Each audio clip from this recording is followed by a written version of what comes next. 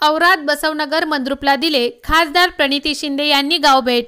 समस्या असतील तर थेट मलाच संपर्क करण्याचे केले आवाहन। लोकसभेच्या निवडणुकीत मायबाप जनतेने मला विजयी केल्याबद्दल जनतेचे आभार मानण्यासाठी व त्यांच्या अडचणी जाणून त्या सोडवण्यासाठी शासकीय अधिकाऱ्यांना सोबत घेऊन गाव भेट दौरा आयोजित केला होता। त्या दरम्यान खासदार प्रणिती शिंदे बोलत होत्या। दक्षिण सोलापूर तालुक्यातील औराद, बसवनगर, मंद्रुप यासह अन्य गावांना भेट देऊन गावातील जनतेचे खासदार प्रणिती शिंदे यांनी आभार मानले व ग्रामस्थांच्या समस्या जाणून घेतल्या। जिल्हा काँग्रेसचे कार्याध्यक्ष सुरेश हसापुरे, अशोक देवकते, अनिता कोरे, विद्युलता कोरे, सतीश देवकते, अनंत मेत्रे, राहुल देवकते, मल्लीनाथ राठोड, संकेत चव्हाण, सुरेश पाटील, नजीर आवटे, जगन्नाथ मेत्रे, चंद्रकांत देशमुख, वागेश मेत्रे, शरणप्पा वाघमोडे, किसन पवार, अमोल गुंडके, अविराज पवार, प्रमोद शिंदे, बाळू देशमुख, नामदेव बंडगर, संगप्पा पाटील, शिवपुत्र खांडेकर, अप्पू बंडगर, सिद्धाराम बिराजदार, श्रीशैल रणखांबे, किरण बिदरकोटे, अमृता चव्हाण यांच्यासह ग्रामस्थ मोठ्या संख्येने उपस्थित होते।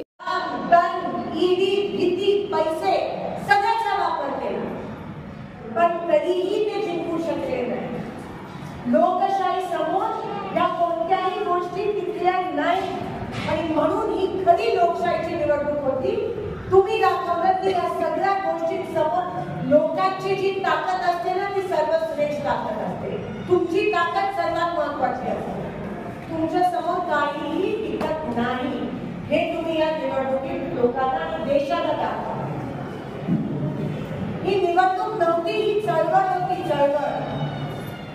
लोकांनी ठरवलेलं की यावेळेस काँग्रेसला बीजेपीच्या विरोधात मतदान करायचं हे लोकांनी ठरवलेलं, कारण लोक वैतागले। मला माहिती आहे की माझ्या खांद्यावर खूप मोठी जबाबदारी आहे।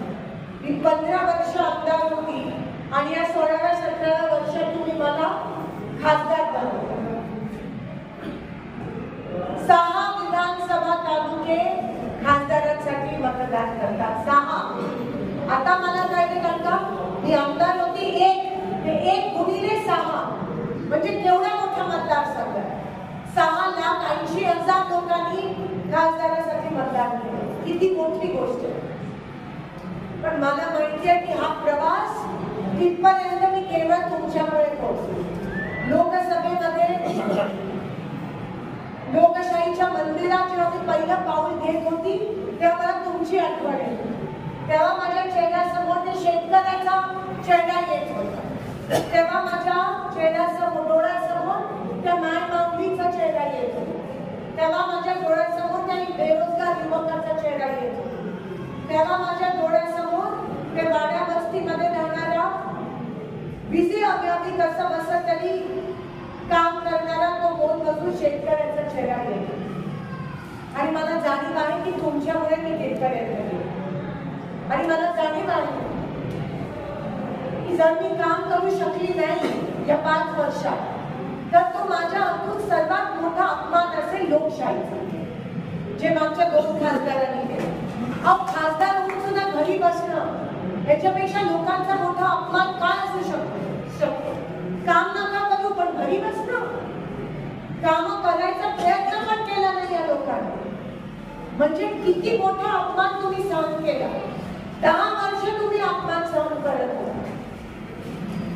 गटातटाचा बीजेपीच्या राजकारणामुळे मंद्रुप गावाला किती मोठा त्रास झाला तुम्ही विचार करा।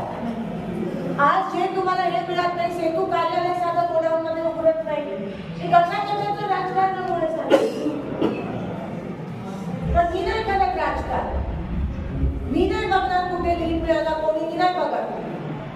तुम्ही मला खासदार म्हणून निवडून आणलं, माझी जबाबदारी, माझं कर्तव्य प्रत्येक गावात प्रत्येक व्यक्तीचं काम करणं ही माझी जबाबदारी। मी काय सत्तेसाठी, टक्केवारीसाठी आणि पैशासाठी राजकारणात आली नाही। सत्ता मी लहानपणापासून बघितली, मला त्याचं काही मोह नाही। मी राजकारणात आली, मी लोकांची कामं करण्यासाठी राजकारणात आली आणि लोकांचं काम करून मला जो समाधान